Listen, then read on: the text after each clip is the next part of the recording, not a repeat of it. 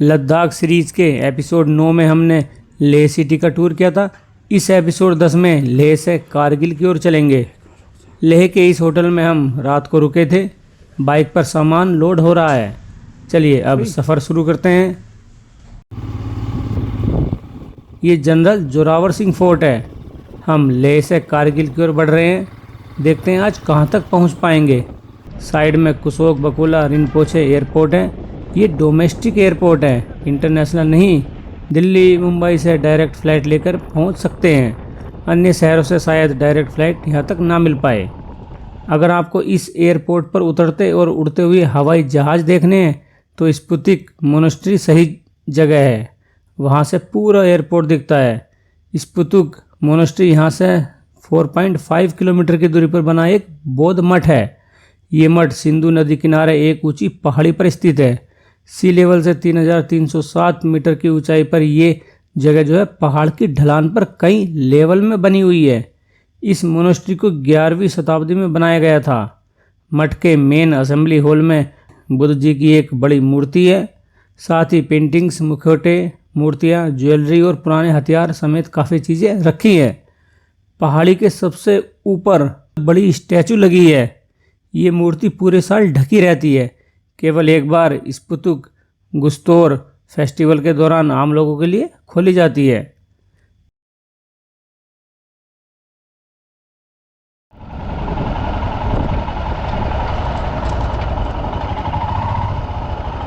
चलिए अब वापस लेह श्रीनगर हाईवे NH1 पर आते हैं।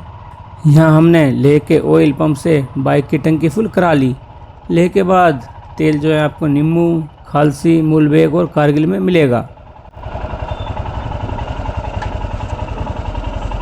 ऊपर साइन बोर्ड पर लिखे हुए स्थानों को देखें तो यहाँ से निम्मू 32 किलोमीटर, लिकिर 56 किलोमीटर, अलची 63, खलसी 94, लामायूरू 120, कारगिल 240, जोजिला 320, श्रीनगर 430 और पदुम 459 किलोमीटर है।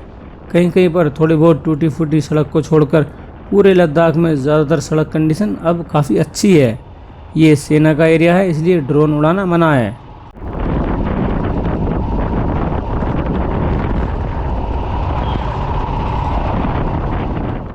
लेह एयरपोर्ट से 2 किलोमीटर आगे लेफ्ट साइड में ये हॉल ऑफ फेम बना है। इसको 1947, 1962, 1965, 1971 और 1999 के भारत, पाकिस्तान और चीन युद्ध के समय लद्दाख रीजन में शहीद हुए अपने वीर बहादुर सैनिकों की याद में बनाया गया है। ये केवल एक म्यूजियम भर नहीं है, बल्कि भारतीय सेना के निडर योद्धाओं की गाथा का गवाह है। ये जगह आपको युद्धकाल के उस दौर में लेकर जाएगी जब भारतीय सैनिक देश की रक्षा करते हुए वीरगति को प्राप्त हो रहे थे।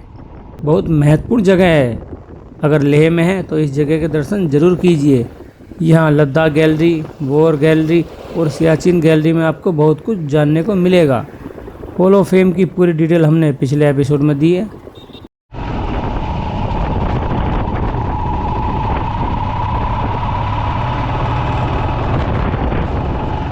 अब मैं आपको अपना कुछ एक्सपीरियंस बता देता हूँ। वैसे यहाँ ये बात करना इतना ज़रूरी नहीं है, लेकिन फिर भी समय है तो मैं बोल देता हूँ। अगर आपने पूरे एपिसोड देखे होंगे तो पता होगा कि मैं एपिसोड 1 से एपिसोड 9 तक अपने मित्र के साथ उसकी रॉयल एनफील्ड बुलेट 350 सीसी पर बैठा था।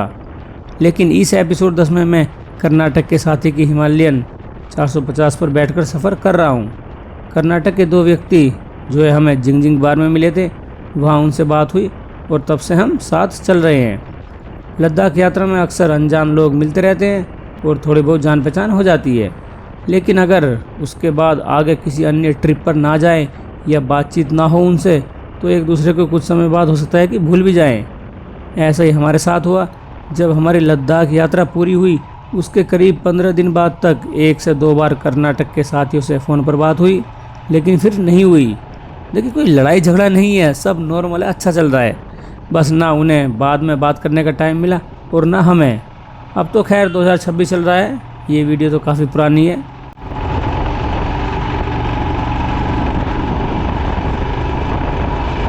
वो दूर university of Ladakh Leh campus है। अब हम पहुंच चुके हैं लेह से 23 किलोमीटर की दूरी पर बने गुरुद्वारा पत्थर साहिब पर। इसको सेना द्वारा कंस्ट्रक्टेड, मेंटेन एंड मैनेज्ड किया जाता है। लेह कारगिल रास्ते पर सड़क किनारे बना ये गुरुद्वारा सी लेवल से 3600 मीटर की हाइट पर है। इसके नाम के पीछे की स्टोरी बहुत रोचक है, जिसके बारे में थोड़ी देर बाद जानेंगे। फिलहाल अंदर चलते हैं।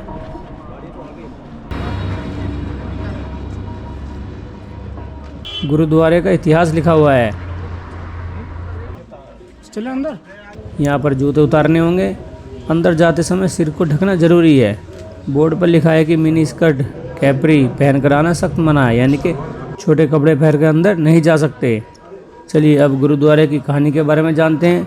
ये बात 1517 ईस्वी की बताई जाती है, जब सिखों के पहले गुरु नानक देव जी सिक्किम, नेपाल और तिब्बत होते हुए लेह में इस स्थान पर पहुँचे थे।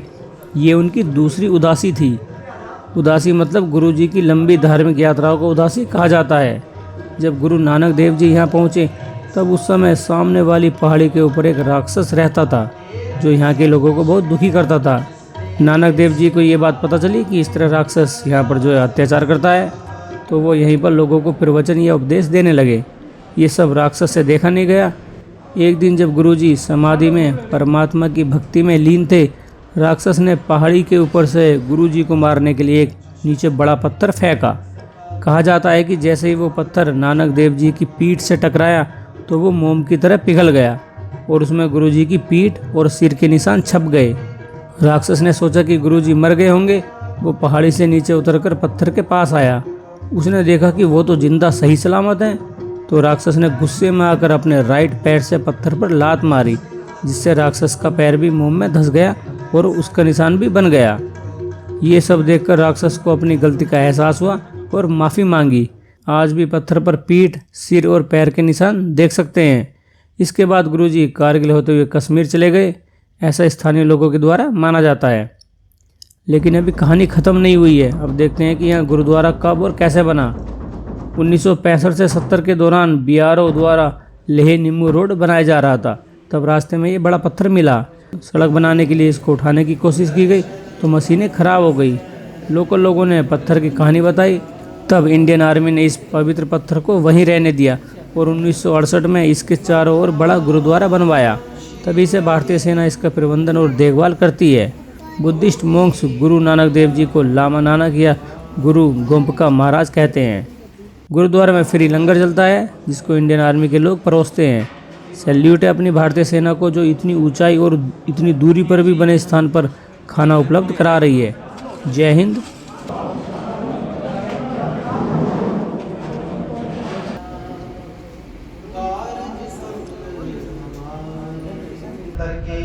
बोलो जी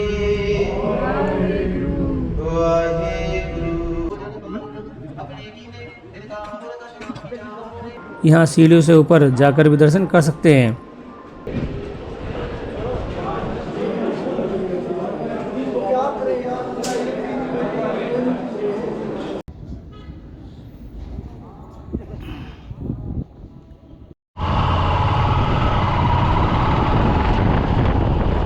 चलिए अब गुरुद्वारा पत्थर साहिब से आगे बढ़ते हैं।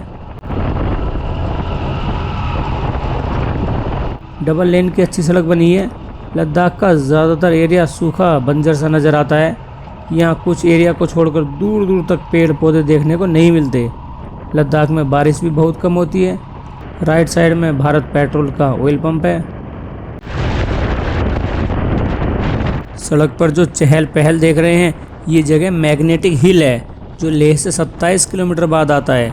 सी लेवल से करीब 4270 मीटर की हाइट पर बनी इस जगह को ग्रेविटी हिल के नाम से भी जाना जाता है।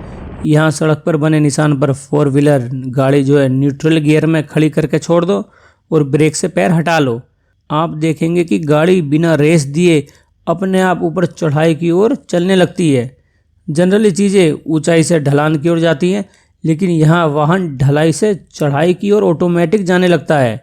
इसी को अनुभव करने के लिए लोग यहाँ पर रुकते हैं। ऐसा क्यों होता है?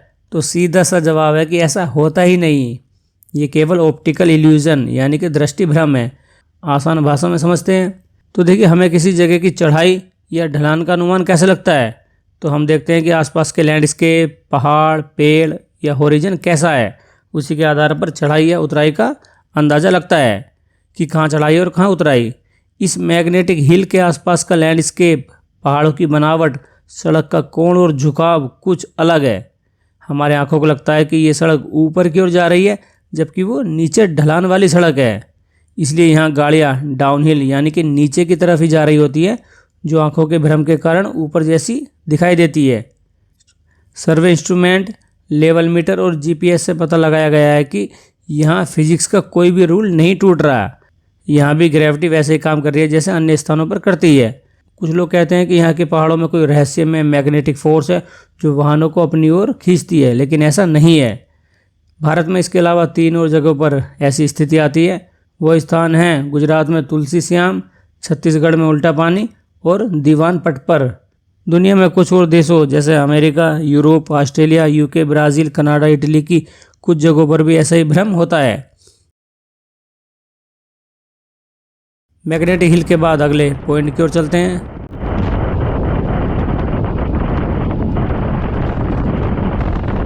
चुंबकीय पहाड़ी यानी कि मैग्नेटिक हिल से 7 किलोमीटर दूर इस जगह से नीचे संगम पॉइंट है, जो समुद्र तल से लगभग 3248 मीटर की हाइट पर है। संगम का मतलब होता है मिलन। यहाँ 2 नदी आपस में मिलती हैं। खास बात यह है कि इन दोनों रिवर के पानी का रंग अलग दिखता है। ये ग्रीन कलर की नदी सिंधु यानी कि इंडस है, जो तिब्बत में मानसरोवर झील के पास से निकलती है। दूसरी भूरे या मटमैले रंग की रिवर देख रहे हैं, वो है जंस्कर या जांस्कार, जो जंस्कर वैली की हिमालयन रेंज से निकलती है। इस जगह पर इन दोनों रिवर का मिलन होता है, जिस कारण संगम नाम हुआ। यहाँ मिलने के बाद जो एक नदी आगे बढ़ती है वो है सिंधु, जो आगे जाते हुए POJK यानी कि पाकिस्तान ऑक्यूपाइड जम्मू एंड कश्मीर के गिलगिट बल्टिस्तान में एंटर करती है और लास्ट में अरब सागर में गिरती है। जंस्कार नदी पर विंटर में बर्फ़ जमने से जो है फेमस चादर ट्रैक भी होता है।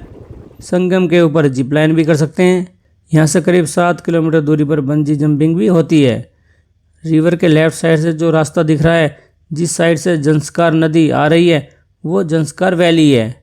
उस रोड से चिलिंग, जंस्कार वैली, पदुम, गोम्बोरंजन और सिंकुला होते हुए हिमाचल प्रदेश के दारचा में निकलते हैं। इस रास्ते को निम्मू पदुम दारचा NPD कहते हैं। फिर वहाँ से जिस्पा, केलांग और अटल टनल से मनाली जा सकते हैं। इस तरह ये मनाली से लेह को जोड़ने वाला तीसरा रास्ता है। लेकिन ध्यान रहे कि सिंकुला के कारण ये रोड मौसम खराब होने पर बंद भी मिल सकती है, इसलिए आने से पहले करंट कंडीशन पता कर लीजिएगा। पीछे एक बात छूट गई थी कि संगम पर इन नदियों का पानी अलग अलग क्यों दिखता है, कि एक का पानी साफ़ है तो दूसरे का मटमैला, ऐसा क्यों? तो देखिए, जंस्कार रिवर जिन पहाड़ों और घाटियों से बहकर आती है, वो वहाँ से अपने साथ भारी मात्रा में गाद मिट्टी बहाकर लाती है, जिससे इसका पानी मटमैला, भूरा या हल्का सिलेटी दिखाई देता है। जबकि इंडस रिवर का फ्लो इस पॉइंट तक आने से पहले थोड़ा शांत हो जाता है, यानी कि स्पीड कम हो जाती है, जिससे मिट्टी नीचे बैठ जाती है, जिस कारण इंडस का पानी हरा नीला दिखता है, यानी कि जंस्कार के मुकाबले साफ नज़र आता है। इसके अलावा और भी कुछ कारण है। संगम पर घाट बना है, वहाँ तक पहुँचने के लिए मेन रोड से करीब 1 किलोमीटर नीचे जाना होगा। यहाँ से आप राफ्टिंग बुक कर सकते हैं। वैसे लेह में भी बुकिंग हो जाती है।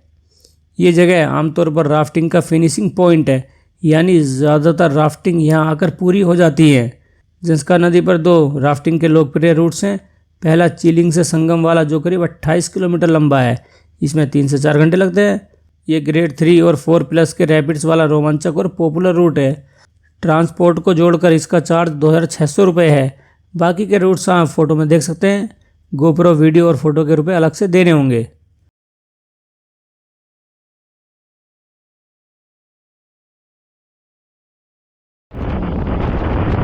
संगम दर्शन के बाद अगले स्थान की ओर चलते हैं।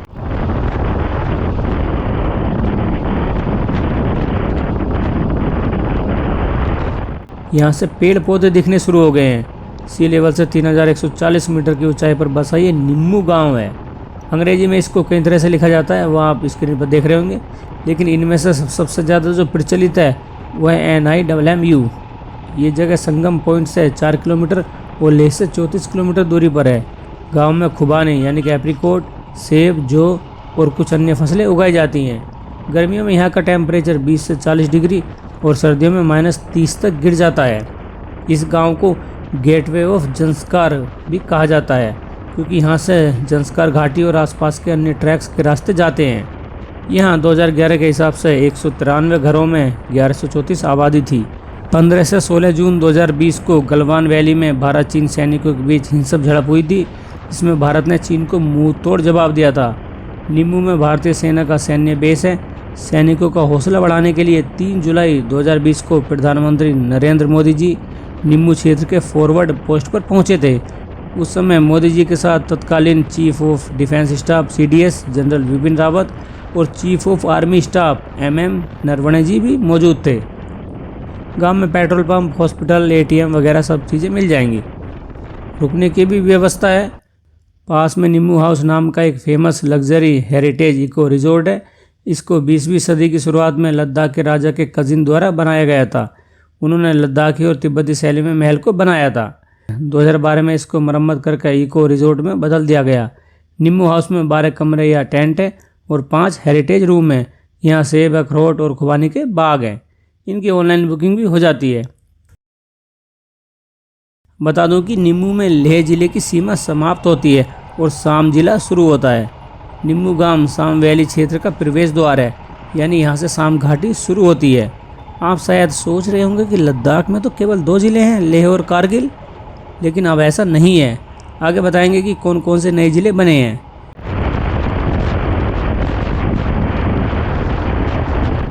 अब हम निम्मू से आगे की ओर जा रहे हैं।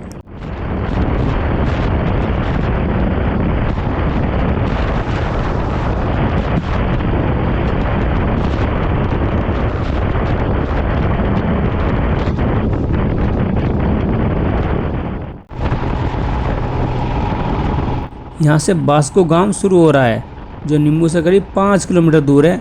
समुद्र तल से करीब 3292 मीटर की हाइट पर यह विलेज इंडस रिवर के किनारे बसा है।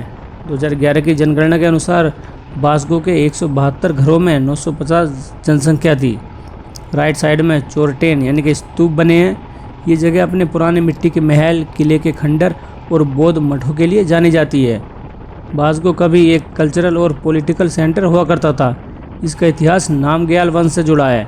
15वीं शताब्दी में बास्को एक इम्पोर्टेंट किलेबंद नगर यानी कि फोर्टिफाइड सिटी था। उस दौरान ये लोअर लद्दाख की राजधानी माना जाता था। बाद में राजधानी लेह ट्रांसफ़र हो गई।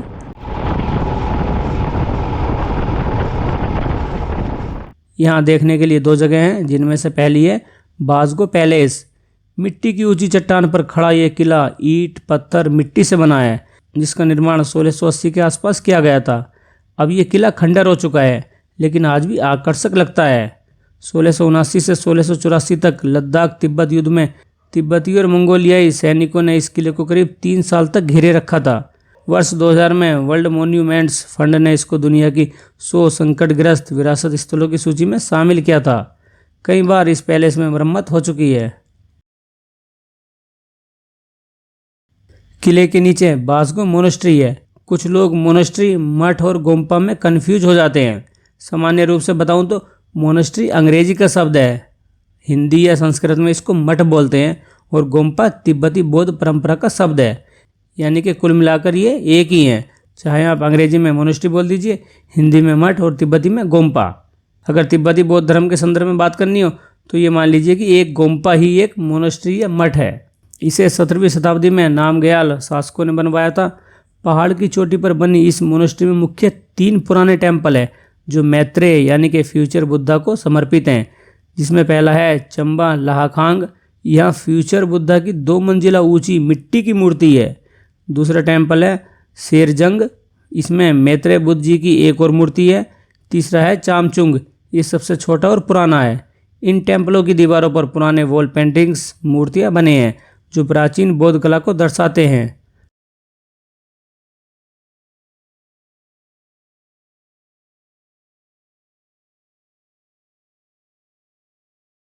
1998 में आई शाहरुख खान और मनीषा कोइराला की फिल्म दिल से की फिल्म का गाना था ना एक सतरंगी रे, उसके कुछ सीन यहाँ पर शूट हुए थे।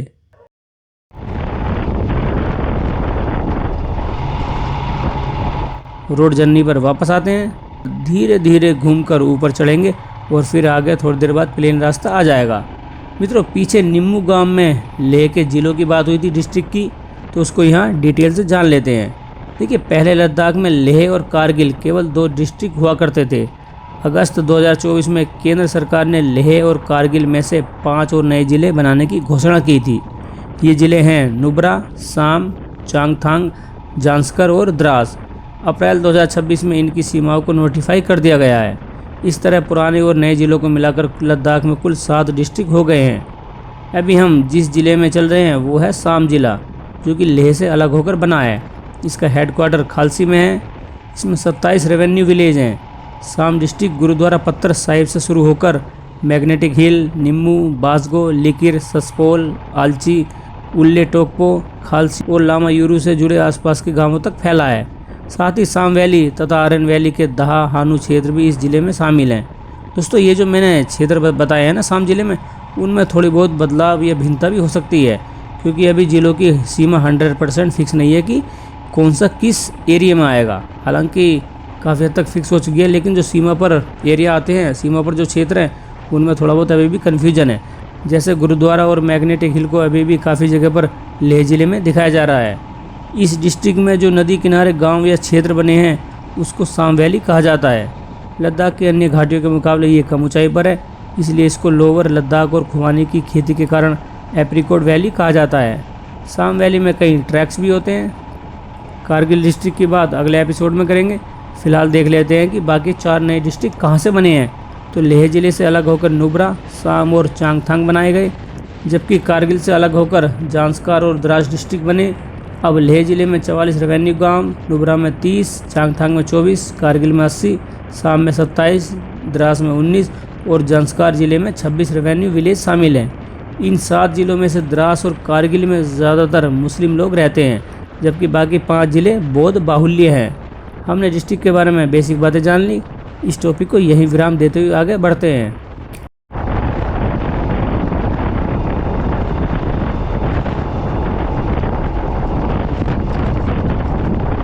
यहाँ से राइट साइड में ऊपर की तरफ जहाँ गेट सा बना है, वो रास्ता लिकिर गांव की ओर जा रहा है, जो करीब 4 किलोमीटर दूर है यहाँ से।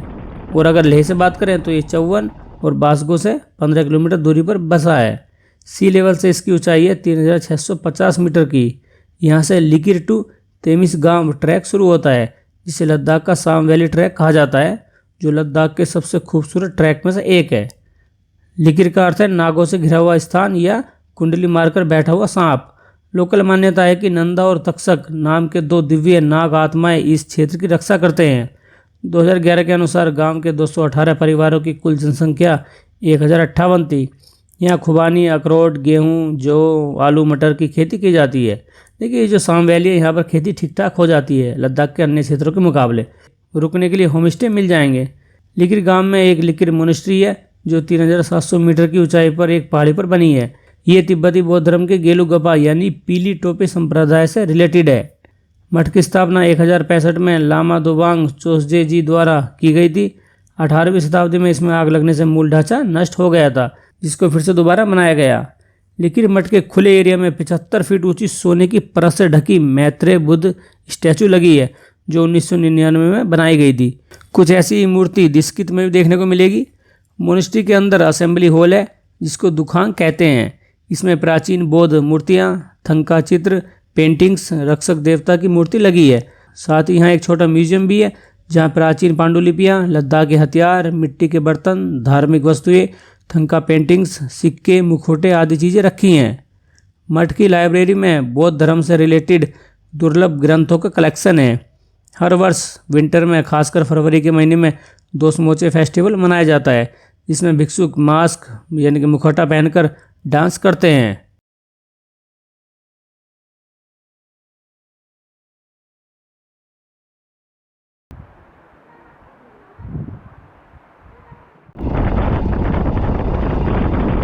फिर से NH1 पर वापस आ गए, जहाँ से लिकिर की ओर मुड़े थे। अगला स्थान है ससपोल, जो यहाँ से थोड़ी सी दूर पर है।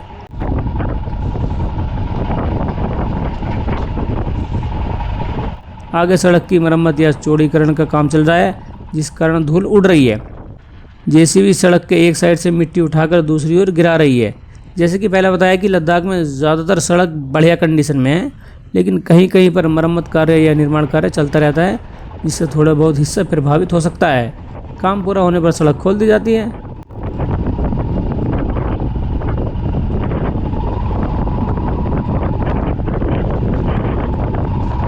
साइड में सफ़ेद रंग के बौद्ध स्तूप हैं।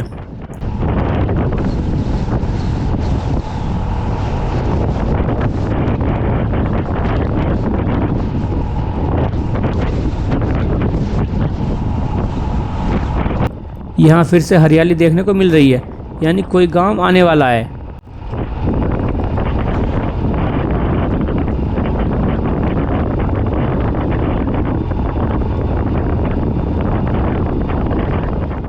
लीकिर से 13 और लेह से 53 किलोमीटर डिस्टेंस पर यह सस्पोल गांव है, जो करीब 3100 मीटर की हाइट पर बसा है।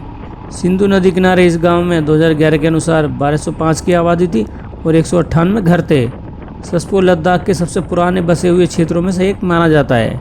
नदी किनारे होने के कारण विलेज में खुबानी, सेब, अखरोट, जौ की फसलें उगाई जाती हैं, जो कि साम वैली में नॉर्मल है।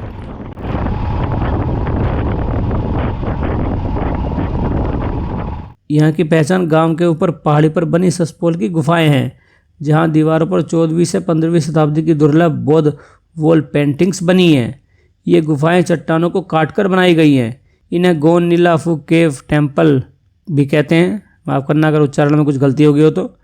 कुल 5 गुफाओं में पेंटिंग्स है, जिसमें से 2 काफ़ी टूट चुकी हैं। केवल 2 ही सुरक्षित और देखने योग्य बची हैं। गुफा संख्या 2 मुख्य गुफा है। उसके बाहरी हिस्से पर चूने की परत और गेरुआ या नारंगी रंग किया गया है। ये सबसे ज़्यादा देखे जाने वाली गुफा है। इन गुफाओं का निर्माण ध्यान मेडिटेशन के लिए किया गया था। केव में बुद्ध जी के अलग अलग रूपों सहित अन्य कई रक्षक देवताओं के रेयर चित्र हैं। ये लीकिर मठ के अधीन आता है। ये केव काफ़ी पुरानी है, जिस कारण 2016 में इसे वर्ल्ड मॉन्यूमेंट्स वॉच की सूची में शामिल किया गया है। यहाँ से इन्हें फंड मिलता है। अगर गुफा का दरवाज़ा बंद मिले तो चाबी नीचे गांव के एक घर से मिल जाती है। गुफाएं नाजुक है, इसलिए दीवारों को ना टच करें। लोक कथाओं में माना जाता है कि पुराने समय में गांव के संस्थापक परिवार सुरक्षा के लिए इन्हीं गुफाओं में रहते थे। बाद में वे नीचे घाटी में आकर बस गए। गांव के ऊपर पहाड़ी पर एक प्रसिद्ध किला भी देख सकते हैं, जहां अब सिर्फ उसके खंडर बचे हैं। इसको स्थानीय भाषा में मिंटो खार या खरमार यानी लाल किला कहा जाता है। ये किला भी बहुत ज़्यादा पुराना है।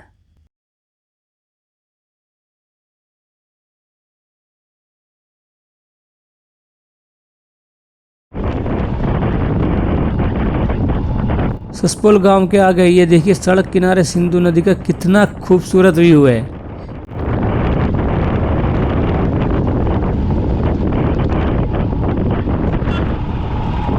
इस रिवर के दूसरी साइड अलची गांव है, लेकिन उससे पहले आपको सस्पोल से 3 किलोमीटर आगे नदी पार करके एक आश्चर्यजनक जगह पर लेकर चलते हैं, जो अलची से 3.5 किलोमीटर पहले पुल के पास बने हैं। ये हैं अलची के प्राचीन रॉक आर्ट्स, इंग्लिश में बोले तो पेट्रोग्लिफ्स, यानी चट्टानों पर उकेरी गई आकृतियाँ, जिनको लद्दाख रॉक आर्ट्स विरासत स्थल कहा जाता है। नदी किनारे पत्थरों और चट्टानों को काटकर या खुरचकर ये चित्र बनाए गए हैं। कलर का यूज नहीं हुआ है। इसमें शिकार और जानवर में सबसे ज़्यादा आईबैक्स देखने को मिलेगा। इसके अलावा सिनो लेपर्ड, जंगली भेड़, बाघ, याक और घोड़े के चित्र भी शामिल हैं। साथ ही धनुष लिए इंसानों को आईबैक्स का शिकार करते हुए दिखाया गया है। ये चित्र आयरन एज के यानी लगभग 3000 वर्ष पुराने माने जाते हैं। समय बीतने के बाद के युगों में इन चट्टानों पर स्वास्तिक, स्तूप और शुरुआती तिब्बती या ब्रह्मी स्क्रिप्ट भी उकेरे गए, जो 11वीं शताब्दी के हैं। इन्हें पश्चिमी तिब्बती के नगारी स्कोरसुम राज्य के सैनिकों ने अपने अभियान के दौरान बनाया था।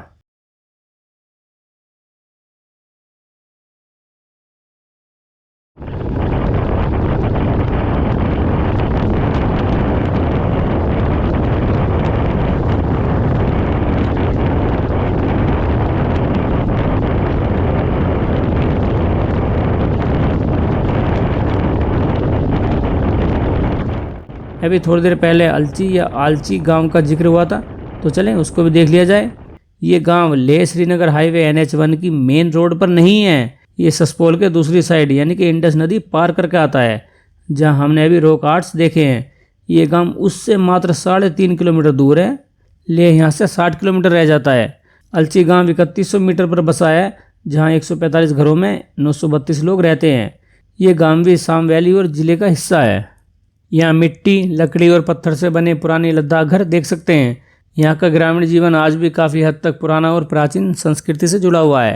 गांव में एक फेमस अलची मोनेस्ट्री है जो लद्दाख के सबसे पुराने और ऐतिहासिक बौद्ध मठों में से एक है। लद्दाख में ज़्यादातर मोनेस्ट्री जो है पहाड़ों की चोटी पर बनी है, लेकिन ये प्लेन ज़मीन पर बना है। माना जाता है कि इसका निर्माण 1958 से 1055 के बीच ट्रांसलेटर गुरु रिनचेन जंगपो जी द्वारा किया गया था। ये लिकिर तहसील में आता है और इसको लिकिर मटी चलाता है। कहा जाता है कि यहाँ जो पेंटिंग्स और मूर्तियाँ हैं उनमें से कुछ 11वीं से 12वीं शताब्दी की हैं, इसलिए इसको हिमालय का अजंता बोला जाता है। 100 रुपये एंट्री फीस है। मठ के परिसर में कई छोटे छोटे टेम्पल या हॉल हैं, जिसमें से एक है मुख्य प्रार्थना कक्ष असेंबली हॉल, जिसको दुखांग कहते हैं। यहाँ बौद्ध भिक्षुक प्रार्थना के लिए इकट्ठे होते हैं। इनकी दीवार पर बुद्ध जी के जीवन, उनके रूपों और देवताओं के चित्र बने हैं। अलची परिसर में सुमसेक टेम्पल है जो 3 मंजिला है। अंदर 3 मूर्तियां हैं जो करीब 4 मीटर ऊंची हैं। उनमें अवलोकितेश्वर, मैत्रेय बुद्ध और मंजूश्री शामिल हैं।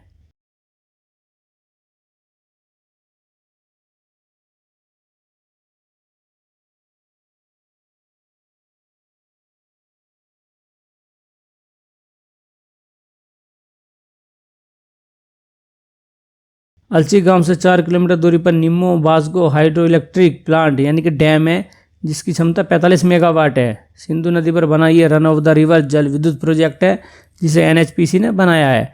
इसका उद्घाटन 2014 में किया गया था और मकसद है लद्दाख क्षेत्र के कुछ एरिया में बिजली देना। अलची गांव की बात कर ली जो मेन सड़क से लेफ्ट की तरफ है। अब हम लेह श्रीनगर हाईवे पर वापस आ गए हैं और आगे की ओर जा रहे हैं। यहाँ से नुरुला 18 किलोमीटर बचा है।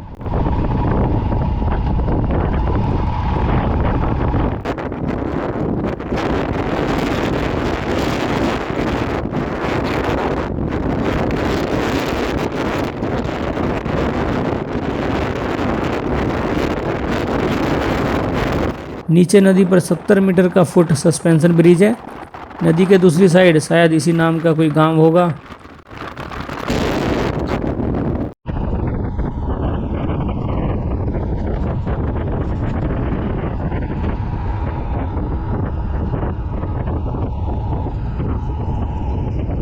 साइड में देखिए छोटी चट्टान के ऊपर तोप रखी है।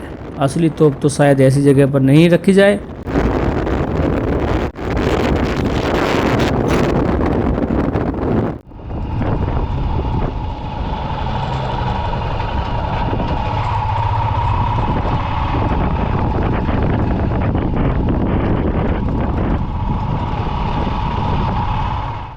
सस्पोल से 9 किलोमीटर आगे यहाँ से उले तोकपो विलेज शुरू हो रहा है। गांव से पहला स्टे के लिए कुछ कैंप साइट देखने को मिलेंगी। समुद्र तल से इसकी ऊंचाई 3040 मीटर है। ये एक बहुत छोटा और शांत स्थान है जो luxury river side camping, eco resorts, cottage और टेंट हाउस के लिए जाना जाता है। ये भी साम वैली का हिस्सा है। यहाँ से अगला स्थान नुरुला 14 किलोमीटर आगे है। उले तोकपो से कुछ दूर आगे हाईवे से राइट साइड करीब 1 किलोमीटर दूरी पर रिजोंग गांव में 3300 मीटर की हाइट पर रिजोंग मोनेस्ट्री है, जिसको रिजोंग गोम्पा या युमा चांग चुबलिंग भी बोला जाता है। इसकी स्थापना 1831 की बताई जाती है। इस मठ को पैराडाइज ऑफ मेडिटेशन कहा जाता है। ये मठ अपने बहुत सख्त नियमों के लिए जाना जाता है। इसके अंदर प्रेयर हॉल, स्तूप, पेंटिंग्स, धार्मिक कलाकृतियाँ और प्राचीन पांडुलिपियाँ हैं। मठ में करीब 40 भिक्षु रहते हैं। यहाँ से करीब 2 किलोमीटर दूर जेलीचुन या चुलीचन या चोमोलिंग नन्नरी मठ में जो है 20 नन बौद्ध भिक्षुणी रहती हैं। माना जाता है कि रिजोंग गुम्पा के आसपास की गुफाओं में गुरु पद्म संभव जी ने ध्यान लगाया था। रिजोंग मठ लद्दाख का इकलौता ऐसा मठ है जहाँ मुखौटा नृत्य, मास्क डांस नहीं होता है। ये स्थान अलग थलग घाटी में है। वहाँ कोई ख़ास कैफ़े रेस्टोरेंट नहीं है, इसलिए अगर वहाँ पर जा रहे हैं तो खाने पीने का सामान अपने साथ उले तोकपो से ही लेकर जाएं।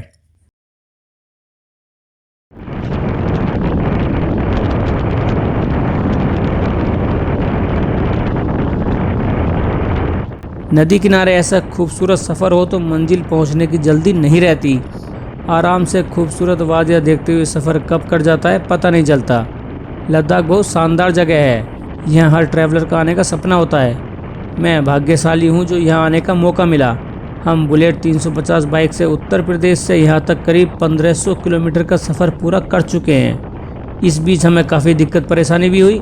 ऑक्सीजन कम हुई, सर दर्द हुआ, भूख नहीं लगी, बाइक लगेज कैरियर 2 बार टूटा, बर्फ़बारी और बारिश में भीगे, रात में टूटी फूटी सड़कों पर सफ़र किया।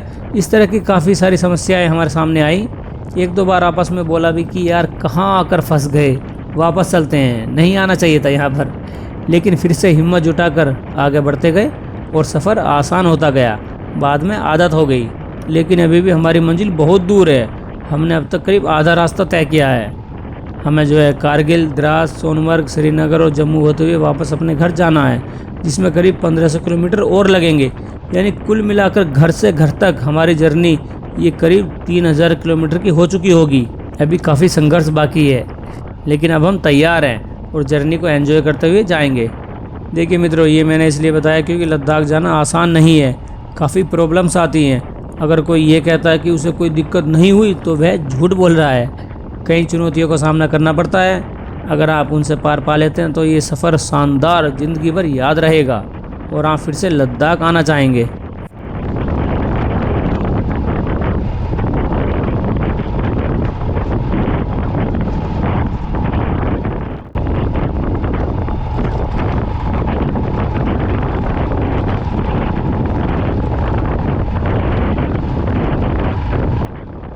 बात करते करते नुरला पहुंच गए, जो उले तोकपो से 16.5 किलोमीटर आगे है। सी लेवल से 3040 मीटर की हाइट पर बसे इस गांव के 52 परिवारों में 351 जनसंख्या थी, जो 2011 के अनुसार है। साम वैली के अन्य स्थानों की तरह इस गांव में भी खुबानी, सेब और जौ वगैरह के खेत देखने को मिल जाएंगे।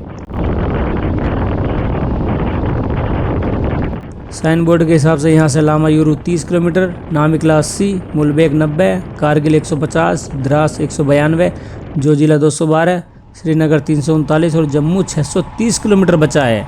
यहाँ से खालसी गांव शुरू हो रहा है, जिसको खालतसी या खलतसे या खलसी भी कहते हैं। ये जगह नुरला से करीब 14 किलोमीटर आगे है। सी लेवल से ऊंचाई 2987 मीटर की है। अभी तक हमने लेह से यहाँ तक जितने भी स्थान देखे हैं उनमें ये सबसे कम ऊंचाई पर है और हरियाली भी है, नदी भी है, इसलिए यहाँ ऑक्सीजन का स्तर थोड़ा बेहतर है। शरीर जल्दी आसपास के वातावरण को अपना लेता है, यानी एक्यूट माउंटेन सिकनेस AMS होने के चांस कम रहते हैं। ये साम जिले का हेडक्वार्टर है। लेह से श्रीनगर के लिए जो JK SRTC की बस चलती है वो यहाँ चाय नाश्ते के लिए रुकती है। खालसी या खलसी पुराने समय में प्राचीन सिल्क रूट का हिस्सा हुआ करता था। उस समय ये एक बड़ा व्यापारिक केंद्र था। पंजाब, कश्मीर और भारत के अन्य हिस्सों से आने वाले व्यापारी यहाँ पर सिंधु नदी पार करके लेह, तिब्बत और चीन के यारकंद जाते थे। तब इस गांव में व्यापारियों से टैक्स, कस्टम ड्यूटी वसूला जाता था। 2011 की जनगणना में यहाँ के 156 परिवारों की कुल जनसंख्या 767 थी। यहाँ चेक पोस्ट पर आपके वाहन का नंबर लिखा जाता है। सुविधा की बात करें तो यहाँ पर सभी फैसिलिटी हैं, जैसे hospital, ATM, petrol pump, bank, police station, ढाबे, रेस्टोरेंट, होम स्टे, होटल आदि। चूँकि ये कम ऊंचाई पर है और नदी के पास भी है तो ठीक ठाक खेती हो जाती है, जिस कारण इसको फ्रूट बास्केट भी कहते हैं। यहाँ पर लगे बाज़ारों में खुबानी, अखरोट, सेब, सब्जियाँ मिलते हैं। खालसी या खलसी में सिंधु सेंट्रल यूनिवर्सिटी बनाई जानी है, जिसका बजट 750 करोड़ रखा गया है।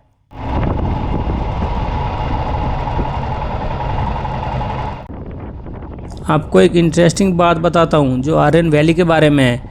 खलसी से ऊपर राइट साइड वाली जो सड़क है ये रोड बटालिक तक जाती है, जो यहाँ से 78 किलोमीटर है। बटालिक कारगिल ज़िले में LOC के बहुत पास है। उस सेक्टर में 1999 में भारत पाकिस्तान के बीच युद्ध लड़ा गया था, जिसमें भारत ने पाकिस्तानियों को मार मार कर भगाया था। कैप्टन मनोज कुमार पांडे जी इसी सेक्टर में लड़ते हुए वीरगति को प्राप्त हुए थे। कारगिल युद्ध के बारे में बताने को बहुत कुछ है, जिसकी बात अगले एपिसोड में करेंगे। फिलहाल खलसी पर लौटते हैं। खलसी से बटालिक जाने वाली रोड पर आर्यन वैली आती है, जिसके कुछ मुख्य गांव इस तरह हैं: हानू, दा, गरकोन और दारचिक। इसको दा हानू वैली भी कहा जाता है। ये गांव खलसी से करीब 35 से 70 किलोमीटर के बीच पड़ते हैं। यहाँ ड्रोगपा या ब्रोगपा समुदाय के लोग रहते हैं, जिनकी संस्कृति, भाषा और परंपरा कुछ अलग तरह की है। इनके बारे में काफ़ी बातें सुनने को मिलती हैं। उनमें से एक प्रचलित ये है कि ये लोग खुद को धरती पर जीवित बचे आखिरी शुद्ध आर्यन मानते हैं। मान्यता है कि जब 326 ईसा पूर्व में सिकंदर अलेक्जेंडर ने भारत पर अटैक किया था तो उसकी सेना के कुछ सैनिक बीमार होने या रास्ता भटकने के कारण यहीं पर रुक गए थे और बाद में यहीं बस गए। ड्रोगपा लोगों को उन्हीं यूनानी ग्रीक सैनिकों का वंशज माना जाता है लद्दाख के अन्य क्षेत्रों के लोगों की तुलना में इनका शरीर कुछ अलग है थोड़ा बहुत। इसी को बनाए रखने के लिए आर्यन वैली के इन समुदायों ने सदियों तक अपने एरिया से बाहर शादी नहीं की, केवल अपने गांवों के भीतर ही ये विवाह करते हुए आए हैं। हालांकि आज के समय में ये धीरे धीरे बदल रहा है, लेकिन इनके बारे में प्योर आर्यंस और सिकंदर की सेना का कोई ठोस वैज्ञानिक आधार नहीं मिलता। इतिहासकारों के अनुसार ड्रोकपा लोग दार्द मूल के हैं, जिनके पूर्वज आज के गिलगिट बल्टिस्तान एरिया से सदियों पहले लद्दाख में आए थे, ना कि सिकंदर के कोई सैनिक थे। आर्यन वैली के इन गांवों की आबादी बहुत कम, कुछ हजारों में है। इस वैली के गांवों के बारे में इंटरनेट, कुछ विदेशी मीडिया और ट्रैवल व्लॉग्स में दावा किया गया था कि कुछ विदेशी महिलाएं इन गांवों में आकर कुछ समय के लिए रुकती हैं। ड्रोकपा पुरुष को रुपए देती है और उनसे गर्भवती होकर यानी कि प्रेग्नेंट होकर वापस अपने देश लौट जाती हैं, ताकि उनके बच्चे प्योर आर्यन वंश के हों। इस दावे को प्रेगनेंसी टूरिज्म कहा जाने लगा। लोकल लोग कहते हैं कि ये बढ़ा चढ़ाकर पेश की गई अफवाह है, इसका कोई ठोस प्रमाण नहीं है। बाकी सच झूठ आप जानो, मेरा बताने का काम था वो मैंने कर दिया। खलसी के बाद ये पुल पार करके इंडस नदी के दूसरी साइड चलेंगे। ये नदी बटाली की ओर जाएगी। यहाँ से द्रास 181, जोजिला 220, श्रीनगर 328 और जम्मू 619 किलोमीटर है। हमारा आज का टारगेट लामा यूरू पहुँचने का है, जो थोड़ी बहुत देर बाद आ जाएगा। डबल लेन की अच्छी सड़क बनी है। मित्रों, आप इन सुंदर वादियों को देखिए। मैं लेह से श्रीनगर के लिए चलने वाली बस के बारे में बता देता हूँ। लेह से मनाली के लिए HRTC की और श्रीनगर के लिए JKSRTC की बसें चलती हैं। लेह टू श्रीनगर वाली बस का टाइम शाम 2 बजे का है, जिसका टिकट 980 रुपये है। कारगिल तक भी बस चलती है, उसका भी समय 2 बजे का है। इनमें 3x2 की सीटिंग व्यवस्था है। ये बस लेह से निम्मू, खालसी, लामा यूरू, फोटुला, नामिकला, कारगिल, द्रास, जोजिला और सोनमर्ग होते हुए सुबह 10 बजे श्रीनगर पहुंचती है, जिसमें करीब 19 घंटे लगते हैं। लंबा सफ़र है तो बीच में रुकने की ज़रूरत पड़ेगी, इसलिए ये बस रात में द्रास में रुकती है पूरी रात, फिर सुबह को श्रीनगर के लिए निकलती है। अगर आपको बस से जाना है तो एक दिन पहले लेह बस स्टैंड पर बने काउंटर पर जाकर एडवांस बुकिंग ज़रूर करा लें। लेफ्ट साइड वाला रास्ता वानला फटोक्सर निराक रोड वाला है, जो करीब 130 किलोमीटर लंबा है। आगे चलकर ये रोड NPD निम्मू पदम दारचा से मिल जाती है। जैसे कि पहले बताया कि लद्दाख में विकास बहुत तेज़ी से हो रहा है। डेवलपमेंट दूर दराज के गांवों तक भी अच्छी सड़कें बन रही हैं। दूरियां कम करने के लिए शॉर्ट रास्ते बनाए जा रहे हैं। यहाँ से सड़क घूम घूम कर ऊपर की ओर चढ़ेगी, आगे धीरे धीरे ऊंचाई बढ़ती जाएगी।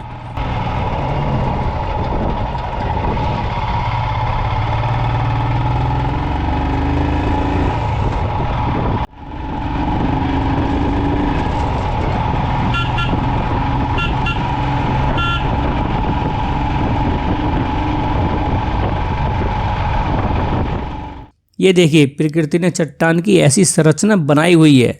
लद्दाख में ऐसी अनोखी चीज़ें देखने को मिलती रहती हैं। रंग बिरंगे पहाड़, चट्टानों की अजीब आकृति और बहुत कुछ ऐसा है जो पूरे भारत में सिर्फ यहीं देखने को मिलेगा।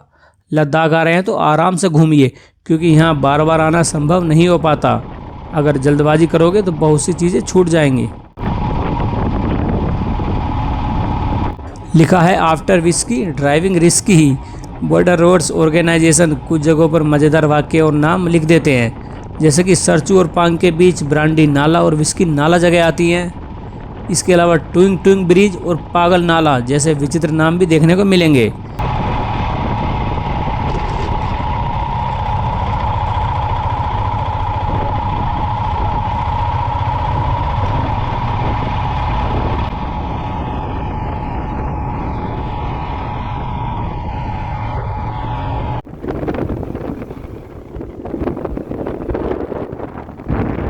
यहाँ से आपको कुछ अलग तरह के पहाड़ दिखने शुरू हो जाएंगे, जो आगे और भी अलग होंगे। ऐसा क्यों और कैसे है, तभी बात करेंगे जब ये आएंगे।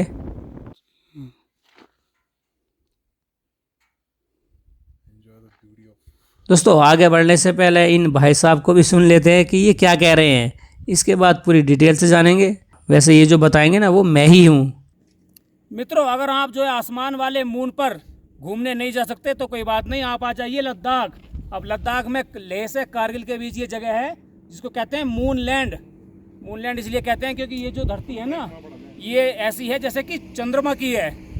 तो आप भारत में ही रहते रहते बिना ऑक्सीजन के, बिना नहीं मतलब ऑक्सीजन मिलते हुए ही आप यहाँ घूम सकते हैं मूनलैंड में। तो आइए आराम से और घूमिए, अपनी चंद्रमा की धरती को महसूस कीजिए अपने भारत में। लाओ भाई। मूनलैंड नाम की ये जगह लेह श्रीनगर हाईवे पर लामायुरू के पास है। इसका ये नाम इसलिए हुआ क्योंकि यहाँ के पहाड़ और मिट्टी का स्वरूप चंद्रमा की ज़मीन मतलब मून सरफेस जैसा दिखाई देता है। यहाँ की पहाड़ियाँ भूरे, पीले और हल्के सफ़ेद रंग की है। हज़ारों वर्षों से हवा और पानी के कटाव ने इनको ऐसा आकार दिया है जो चंद्रमा की तरह लगता है। ध्यान रहे कि चंद्रमा का हिस्सा नहीं है, ऐसा नहीं कि चंद्रमा का कोई भाग टूट कर गिरा हो, ऐसा नहीं है। बस ये चंद्रमा जैसा मतलब मून जैसा दिखता है। माना जाता है कि लामायुरू क्षेत्र में करीब 35 से 40 हज़ार वर्ष पहले एक बड़ी झील लेक हुआ करती थी, यानी लामायुरू का एरिया पानी के नीचे था। बाद में धरती के अंदर बदलाव हुए, टेक्टोनिक प्लेट्स हिली, झील के नीचे की ज़मीन ऊपर उठी और पहाड़ बने। प्राकृतिक कटाव के कारण झील का पानी नीचे चला गया अर्थात सूख गया। पानी सूखने के बाद झील की तलहटी में जमा मिट्टी बची रह गई, या कहें कि ज़मीन के नीचे जमा मिट्टी एवं तलछट बाहर आ गई। धीरे धीरे हवा और पानी के कटाव के कारण पहाड़ों ने अनोखे गड्ढे, दरारों और टीलों का रूप लिया जो चांद के गड्ढों क्रेटर्स जैसे दिखते हैं। इस तरह पृथ्वी पर ये मूनलैंड तैयार हुआ। पूर्णिमा यानी फुल मून की रात में ये एरिया बड़ा आकर्षक लगता है। ये भाई साहब कर्नाटक से यहाँ तक स्कूटी से आए हैं और बता रहे हैं कि इन्हें अभी तक 10 दिन हो चुके हैं। कमाल है यार, 125 सीसी की वो भी स्कूटी से इतना भारी सामान रखकर ये यहाँ तक पहुँच गए।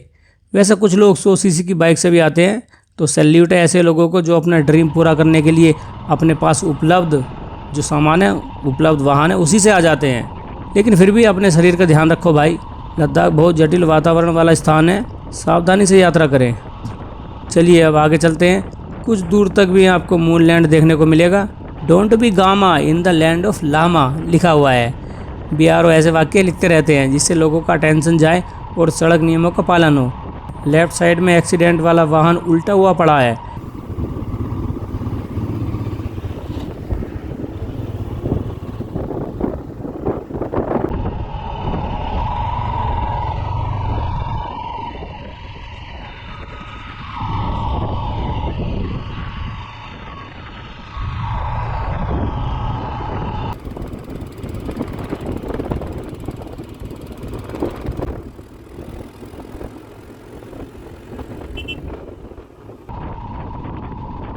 यहाँ से लामायुरू विलेज शुरू हो रहा है। समुद्र तल से 3510 मीटर की हाइट पर बसी ये जगह लेह से करीब 127 किलोमीटर है, जो लद्दाख के सबसे फेमस और ऐतिहासिक स्थानों में से एक है। ये साम जिले में है और तहसील है इसकी खालसी। 2011 के हिसाब से 117 घरों की जनसंख्या 667 थी। यहाँ पर 11वीं सदी का लामायुरू नाम से एक मोनेस्ट्री है, जिसे युरू गोम्पा या युंगद्रुंग थारपालिंग भी बोला जाता है। ये मठ द्रुकुंग काग्यू संप्रदाय से रिलेटेड है, जो लाल टोपी वाले भिक्षु हैं। खड़ी चट्टान के ऊपर बनी लामायुरू मोनेस्ट्री की स्थापना 958 से 1055 के आसपास रिनचेन जांगपो जी ने की थी। वर्तमान में इसमें लगभग 150 बौद्ध भिक्षु रहते हैं। यहाँ गर्मियों में तापमान 15 से 25 डिग्री और सर्दियों में -15 डिग्री तक गिर जाता है। मोनेस्ट्री के अंदर के मुख्य प्रार्थना कक्ष को दुखांग कहते हैं। मतलब हमने लेह से यहाँ तक जितनी भी मोनेस्ट्री देखी, उसके जो है मेन प्रेयर हॉल या कहे कि असेंबली हॉल को दुखांग ही कहा जाता है। इस हॉल के खंभों और दीवारों पर सुंदर और पुराने चित्र बने हैं, जिसमें बुद्ध जी की बड़ी मूर्ति, देवताओं की मूर्तियां और थंका पेंटिंग्स हैं। प्रार्थना कक्ष असेंबली हॉल के अंदर एक छोटी सी नेचुरल गुफा है। माना जाता है कि इसी गुफा के अंदर संत नरोपा जी ने कई वर्षों तक तपस्या या ध्यान लगाया था। आज भी उनकी मूर्ति यहाँ रखी हुई है। मठ के आसपास सफ़ेद रंग के कई चोरटेन या स्तूप हैं। एक मान्यता ये भी है कि लामायुरू और आसपास में बौद्ध धर्म आने से पहले ये एरिया बौद्ध धर्म का प्रमुख केंद्र था। यानी बौद्ध धर्म आने से पहले यहाँ पर एक दूसरा धर्म था जिसको कहते हैं बौद्ध धर्म। बाद में ये स्थान बौद्ध में चेंज हो गया। ये लद्दाख की सबसे बड़ी और पुरानी मोनेस्ट्री है। यहाँ का फेमस फेस्टिवल यूरू कस्यात है, जो आमतौर पर जून या जुलाई में आता है। इसमें भिक्षु रंग बिरंगे पारंपरिक मुखौटे पहनकर नृत्य करते हैं, जिसे छम डांस कहा जाता है। लामायुरू मोनेस्ट्री से रिलेटेड 2 कहानियाँ सुनाई जाती हैं कि पुराने समय में ये घाटी झील में डूबी हुई थी, या कहे कि पूरी घाटी एक झील थी। 11वीं सदी में संत नरोपा जी यहाँ आए और तपस्या की। उनकी प्रार्थना से झील का पानी सूख गया, जिसके बाद नरोपा जी ने यहाँ अनाज के दाने बिखेरे जो स्वास्तिक यानी कि युंगद्रंग के आकार में उगे। इसी वजह से इस मठ का नाम युंगद्रुंग थारपालिंग हुआ, जिसका मतलब है एटर्नल मोनेस्ट्री।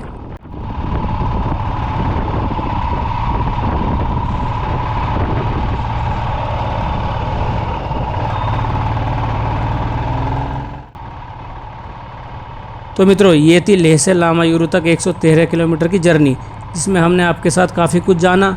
अगर वीडियो में अनजाने में कहीं कोई त्रुटि रह गई हो, कुछ छूट गया हो या शब्दों के उच्चारण में कहीं कोई गलती हो गई हो तो उसके लिए मैं क्षमा चाहता हूँ। तो चलिए मिलते हैं अगले एपिसोड 11 में लामायुरु से कारगिल द्रास की ओर चलते हुए। तब तक के लिए जय हिंद।